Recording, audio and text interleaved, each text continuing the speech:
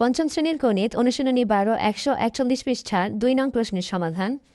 141 পৃষ্ঠার 2 নংয়ে আছে ক্যালেন্ডার সম্পর্কিত নিচের প্রশ্নগুলোর উত্তর দাও। এই 2 নংয়ের 3 এবং 4 নং প্রশ্নের সমাধান করব। 3 নং প্রশ্নটি হচ্ছে, যদি 3রা মে মঙ্গলবার হয় তবে 31শে মে কী বার হবে? তার মানে এখানে হচ্ছে যে যদি 3রা মে বা 3রা মে যদি মঙ্গলবার হয় তবে 31শে মে কী বার হবে? তাহলে আমরা এখানে প্রথমে লিখব যে 3রা মে মঙ্গলবার আমরা জানি 7 দিন পর পর একইবার আসে। 7 দিন পর পর ঘুরে ঘুরে আবার কিন্তু সেই একইবার আসে। তাহলে এখানে যে 3 লেখা আছে আমরা এখানে 3 লিখে যোগ এই 7 এখানে লিখব। 3-এর সাথে 7 যোগ করলে হয় 10।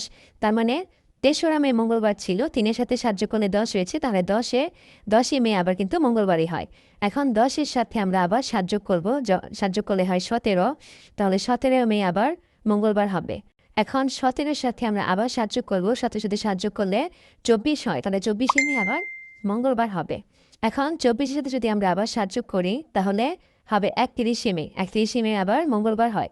তাহলে এখানে বলেছিল যে 3রা মে মঙ্গলবার হয়, তবে 31শে মে কী বার হবে? তার মানে এই 31শে মে কিন্তু মঙ্গলবার হয়।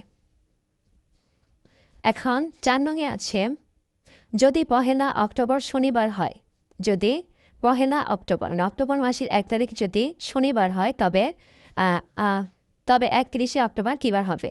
31শে অক্টোবর কী হবে সেটা আমাদের বের করতে হবে। তাহলে যদি 1 অক্টোবর শনিবার হয় তবে 31শে অক্টোবর কী বার হবে? তাহলে আমরা লিখব যে 1 অক্টোবর শনিবার আমরা জানি 7 দিন পর পর একইবার আসে, অর্থাৎ 7 দিন পর পর কিন্তু ঘুরে ঘুরে আবারও কিন্তু একইবার আসে। তাহলে আমরা এই 1-এর সাথে 7কে যোগ করবো, 1-এর সাথে 7 যোগ করলে হয় 8, তাহলে 8ই অক্টোবর শনিবার হয়। 8-এর সাথে আবার 7 যোগ করবো, তাহলে হয় 15, 15ই অক্টোবর শনিবার হবে। 15-এর সাথে আমরা 7 যোগ করলে হয় 22, 22-এর সাথে আবার 22শে অক্টোবর আবার শনিবার হয়। 22-এর সাথে আবার 7 যোগ করলে হয় 29, তাহলে 29শে অক্টোবর শনিবার হয়। এখন 7 দিন পর পর কিন্তু একইবার আসে, তো আমাদের কিন্তু 29 হয়ে গেছে। বের করতে হবে যে 31শে অক্টোবর কী বার হবে। তাহলে আর যদি 7 দিন যোগ করি তাহলে কিন্তু 31-এর বেশি হয়ে যাবে। তাহলে আমরা 29শে শনিবার হলে তাহলে 29-এর পরে হচ্ছে 30, 30শে অক্টোবর শনিবারের পরে হবে রবিবার, আর 30-এর পরে হচ্ছে 31শে অক্টোবর, তাহলে রবিবারের পর হবে